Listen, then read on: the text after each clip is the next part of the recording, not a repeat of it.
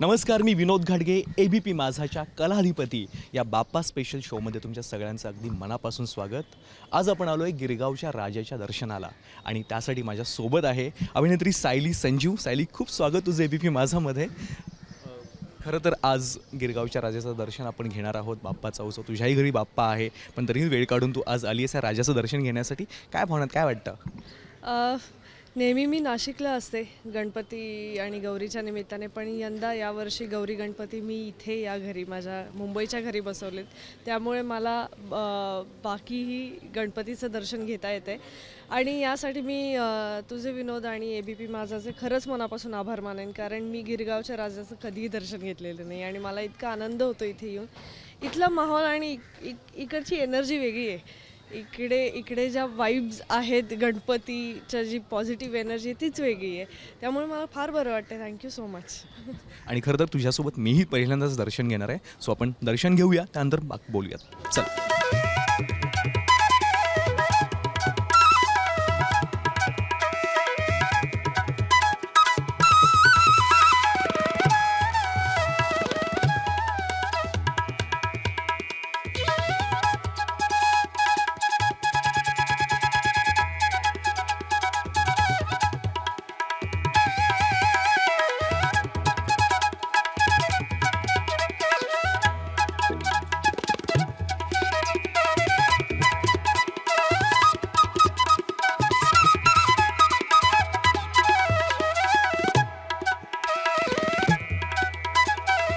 सायली, गिरगावच्या राजाचं दर्शन झालेलं आहे. इथे पूजा मूर्ती पण आहे, तिचंही दर्शन आपण घेऊया, तिथे आपण आरती करूया.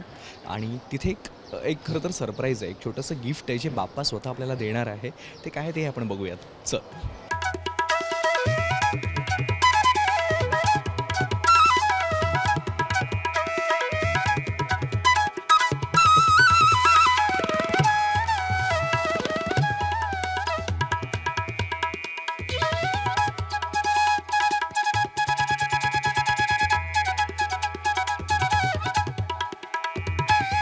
गिरगावच्या राजाचं दर्शन झालं, पूजा मूर्तीची पूजासुद्धा झाली आणि सायली, प्रसादही मिळाला आहे. पण हा प्रसाद आहे ना, तो थोडा स्पेशल आहे. मगाशी मी म्हणालो की थेट बाप्पा प्रसाद देणार आहे.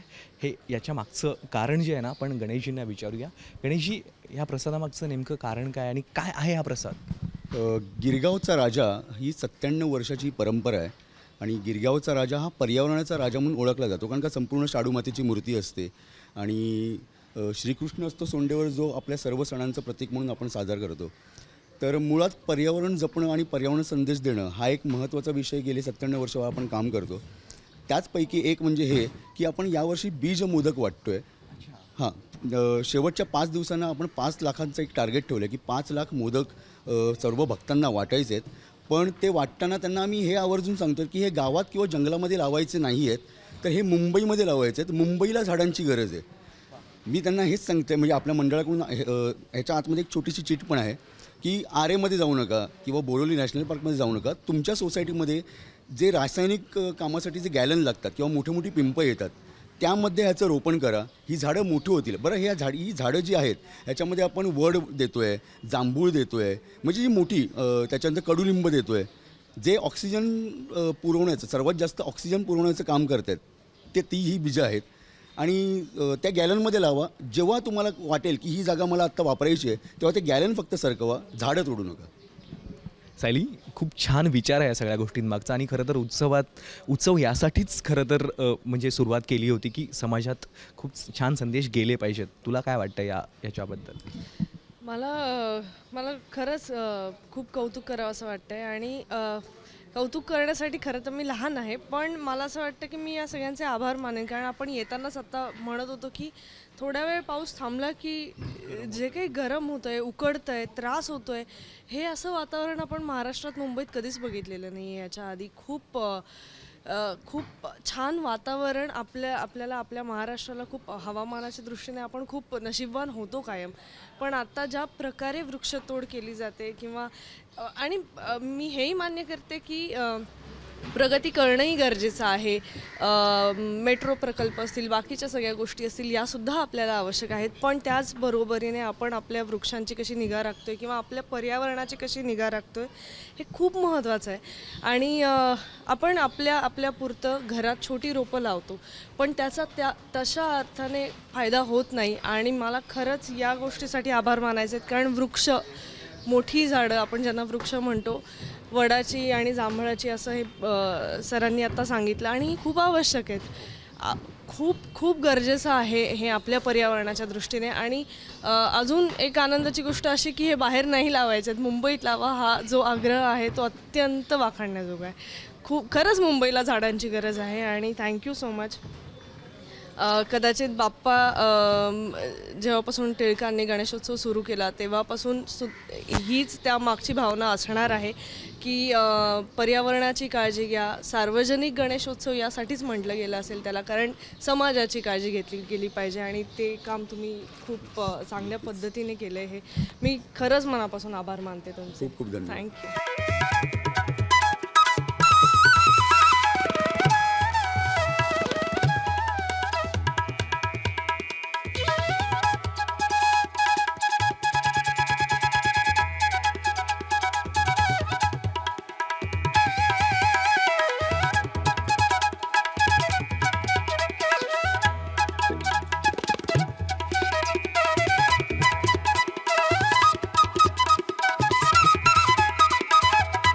ही अख्खी शाडू मातीची मूर्ती आहे. मला असं, मी ऐकतेच आहे आणि मी बोलू नाही शकत आहे त्या गोष्टींसाठी, कारण कळत नाही मला की हे कसं घडवलं असेल. हे इथेच ही मूर्ती साकार केली असेल.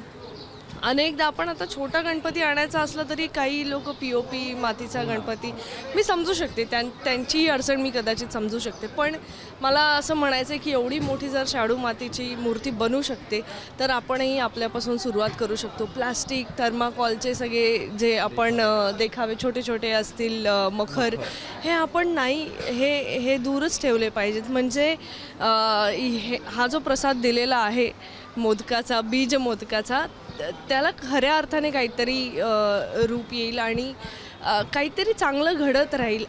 आपण एकीकडे वृक्षारोपणही करायचं आणि एकीकडे प्लास्टिकही वाढवायचं, असं नाही होऊ शकत. त्यामुळे या मंडळांचे खरंच मनापासून आभार आहेत, कारण या आता इथे दर्शनाला येणाऱ्या पुढच्या पिढीला, लहान लहान मुलांना खूप चांगला संदेश, कारण हे मोदक त्यांना मिळाल्यानंतर त्यांना खूप आनंद होत असेल आणि ते की आता मी घरी जाऊन वृक्षारोपण करतो आम्ही. हेही बीज आहेत आणि तेही बीज आहेत आणि एक वेगळ्या पद्धतीची बीजं आपण रुजवायला पाहिजेत आणि त्याचं काम हे मंडळ करत आहे. कदाचित त्यासाठी तुला नाशिकचा बाप्पा म्हटलं असेल की यंदा तू मुंबईमध्ये तुम्हाला घरी आणलंस तरी चालेल. पण तुझ्यासाठी हा प्रश्न खरं तर खूप टिपिकल आहे गं, पण बाप्पा काय आहे? कारण प्रत्येकासाठी बाप्पा खूप वेगळा असतो. त्याला पाहता क्षणी वेगळ्या गोष्टी, आपल्या प्रत्येकाच्या वेगळ्या गोष्टी असतात. तुला काय वाटतं, तुझ्या मनात काय येतं? माझं प्रेम आहे, प्रचंड प्रेम आहे माझं. आणि मला म्हणजे मी बाकी कुठल्याही गोष्टीत काही थोडेफार चुका आल्या तर मला मी काय म्हणू, लेट गो करू शकते, सोडून देऊ शकते की चल ठीक आहे, हे झालं, मग देवाची माफी. गणपतीच्या बाबतीत काही झालं की माझं रागाची लेवलच वरची असते की इथे काहीच चूक होता कामा नये. आणि खरंच माझं प्रचंड प्रेम आहे. अर्थातच कलेचा अधिपती आहे आणि प्रत्येक कलाकाराला एक वेगळं कनेक्शन फील होत असेल गणपतीसोबत, हे तर मला चांगलंच माहिती आहे. माझं नितांत प्रेम आहे, आदर आहे आणि सगळेच नाती आपण, गणपती एक असा देव आहे की ज्याच्याबरोबर सगळी नाती आपण जोपासू शकतो. मैत्रीचं असेल, प्रेमाचं असेल, वडील की भाऊ, सगळेच, म्हणजे मायेचं असेल, सगळी नाती तिकडे जुळली जातात. आणि लहान मुलांचा आत्ता आपण विषय काढला, त्यांच्यासाठी तर तो मित्रच आहे. म्हणजे बाप्पा म्हणून ते अगदी इतकं प्रेमाने त्यांच्या वयाचं त्यांना तो वाटतो आणि ही सगळी नाती त्याच्याबरोबर जोपासली जातात. तर मी लहानपणापासून प्रत्येक नातं जोपासलं आहे आणि आत्ता माझं आत्ता या काळात माझं प्रेमाचं नातं आहे त्याच्याबरोबरचं. आणि मला खूप बरं वाटतं. एक तुम्हाला नवीन ऊर्जा मिळते, काम करण्याची नवीन ऊर्जा मिळते. त्याच्यानंतर एक प्रसन्नता तुमच्या आयुष्यात, ओव्हरऑलच तुम्हाला एक पॉझिटिव्ह एनर्जी देणारा देव आहे. आणि मी आता गेले 9 वर्ष मी स्वतः गणपती बसवते. व्यवस्थित साग्र संगीत पूजा सांगितली जाते आणि जेव्हा त्याच्या हृदयाला हात लावला जातो आणि आपल्या हृदयातून त्याच्या हृदयात प्राणप्रतिष्ठा आपण जेव्हा करतो तेव्हाची भावनाच वेगळी आहे. त्यामुळे मला म्हणजे प्रेम आहे. आपण आज एका मंडळात आहोत. तुझं कधी मंडळ होतं जिथं तू वाढली, जिथं मोठी झालीस, कुठल्या मंडळाशी कनेक्ट झाली होतीस, मंडळातला बाप्पा जवळून कधी अनुभवला आहेस? नाही, नाशिकला असताना असं मंडळ नव्हतं कधी. आत्ता नाशिकचा राजा आणि हे सगळं जास्त काय म्हणू आपण मोठ्या प्रमाणात सुरू झालं आहे. पण लहानपणी वडिलांबरोबर जाऊन रात्री सगळे देखावे बघायचे, कारण नाशिकला ही प्रथा आहे. मूर्ती गणेशाची लहान असते पण देखावे खूप मोठे असतात आणि त्याच्यातून कथा सांगितली जाते. मग रामायण असेल, महाभारत असेल, मग ते हलते देखावे असतात. त्याच्यामुळे लहान मुलांना ते खूप आकर्षण वाटतं. तर ते बघितले आहेत. पण इकडची माझी लालबागच्या राजाची आणि इकडच्या मंडळांची गंमत आहे की मी खूप आधी गेले होते तेव्हा मला खूप एकदम गर्दीत असं भीती वाटायला लागली होती. खूप भयंकर अनुभव होता तो. आणि तेव्हा मी असं म्हटलं की मी तर आता येणारच नाही आहे. पण अगदीच पुढच्या वर्षी याच सगळ्या मंडळांमध्ये मला सिरियलच्या माध्यमातून भेट देण्याची संधी मिळाली. 15-15, 20-20 मिनटं तिथे थांबण्याची काय म्हणू आपण योग आला आणि शांतपणे गणपतीला असं बघता आलं डोळे भरून. त्यामुळे तुम्ही फक्त मनापासून मागितलं पाहिजे, तो देतो हे मला वाटतं. मग अशी आपण मूर्तीबद्दल बोलत असताना आपण त्या मंडळाचे जे कार्यकर्ते होते त्यांच्याशी बोलत होतो तेव्हा त्यांनी एक खंत पण व्यक्त केली की इतकी सुंदर मूर्ती आहे, पण आम्हाला प्रश्न पडला आहे की हे पुढच्या वर्षी, त्याच्या पुढच्या वर्षी अशी मूर्ती घडवणारे कारागीर किंवा कलाकार तयार होतील नाही होतील कळत नाही आहे. त्यांनाही तो प्रश्न आहे. तुला काय वाटतं? कारण ही खंत आहेच, कारण आपण POPकडे वळतो आहे किंवा आपण नव्या गोष्टींकडे वळतो आहे, पण एक जे आपण अभिजात किंवा एक मातीतली कला ज्या गोष्टीला म्हणतो ते कलाकार कुठेतरी हरवत चालल्यासारखं वाटतं आहे. मी उलटं म्हणेन खरं तर आत्ता, कारण आत्ता एक काळ गेल्यानंतर, थोडा मधला एक काळ गेल्यानंतर आत्ता लोकांना खरंच या गोष्टीची जाणीव व्हायला लागली आहे की आधीच्या गोष्टी किती महत्त्वाच्या होत्या. आणि मला असं वाटत नाही की कारागीर किंवा आपले हे सगळे कारागीर आपण नाही म्हणू शकत यांना, हे कलाच आहेत. तर हे सगळे कलाकार आहेत. मला असं वाटतं त्यांच्यापर्यंत पोहोचत नाही आहे की इथे त्यांची गरज आहे. माझ्याही घरी गणपतीची मूर्ती जी आहे ती शाडूची मातीचीच आहे आणि ती इथे जशी उभी केली जाते तशी ती पाटावरच उभी केली जाते. पाटाशिवाय ती मिळूच शकत नाही, कारण अख्खी शाडू माती आहे. तर अख्खा एक हाताने तयार केलेली मूर्ती आहे. तर मला असं वाटतं की आहेत कलाकार, पण त्यांना हे माहिती नाही आहे की त्यांची इथे गरज आहे. मला असं वाटतं की ABP माझाच्या माध्यमातून कदाचित काही कलाकारांना, तरुण कलाकारांना हे कळेल. आजही किती आर्ट स्कूलमध्ये मुलं शिकायला जातात, फक्त इथे आपण काही करू शकतो हे त्यांना माहीत नसावं. त्यामुळे डेफिनेटली आहे. मला या गोष्टीबद्दल वाईट नक्कीच वाटतं आहे की जे 97 वर्ष ही मूर्ती बनवत आहेत ते कलाकार आता त्यांचं वय वाढल्यामुळे कदाचित ते किती काळ ही मूर्ती बनवू शकतील किंवा याची त्यांना धाकधूक होते, हे मी अगदीच समजू शकते. पण मला असं वाटतं की आपण प्रत्येक वेळी पुढची पिढी घडवतो हे जे म्हणतो ते याही बाबतीत होईल असं मला खूप पॉझिटिव्हली वाटतं. सायली, कलेचं दैवत आहे, तू कलाकार आहेस आणि सतत काहीतरी नवीन आमच्यासाठी तू घेऊन येत असतेस. आत्ताही पाहिलं अनेकजण तुझ्यासोबत त्यांना फोटो काढायचा होता, तुला भेटायचं होतं. सो काय सध्या तुझ्या डोक्यात सुरू आहे, काय सध्या चाललं आहे आणि जे लोकांपर्यंत तू या निमित्तानं पोचवू इच्छितेस? सगळ्यात आधी मी गिरगावच्या राजाचा आणि गिरगावकरांचं खूप मनापासून आभार मानेन, कारण हा जो भाग आहे मुंबईचा याने सगळ्यात जास्त प्रेम दिलं आहे मला. कारण एक टिपिकल मराठी मध्यमवर्गीय घरातली मुलगी असं मी स्वतःसुद्धा आहे आणि माझं कॅरेक्टरसुद्धा होतं काहेदिया परदेसचं. आणि ते गिरगाव किंवा दादर या सगळ्या भागात आले की मला एक वेगळंच प्रेम मिळायचं.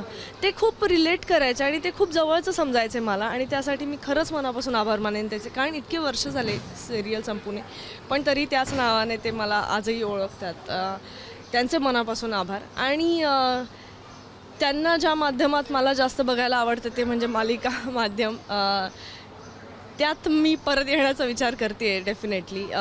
सिनेमे मिळतातच, हे सिनेमे करतेच आहे, पण तेही चालू राहतील.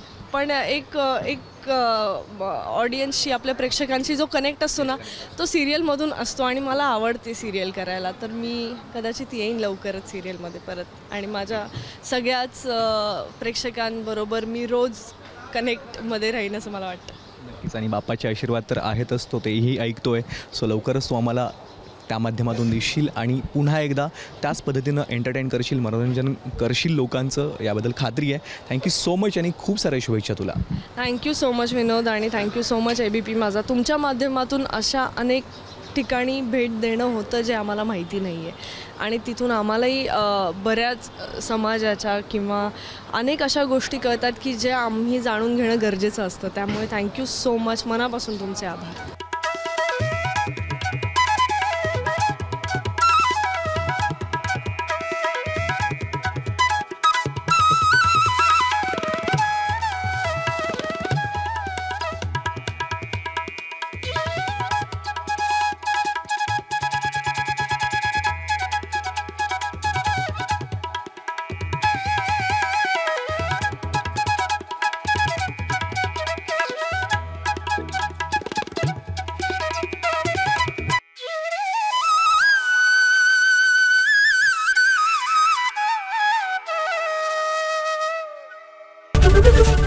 ABP माझा, उघडा डोळे बघा नीट.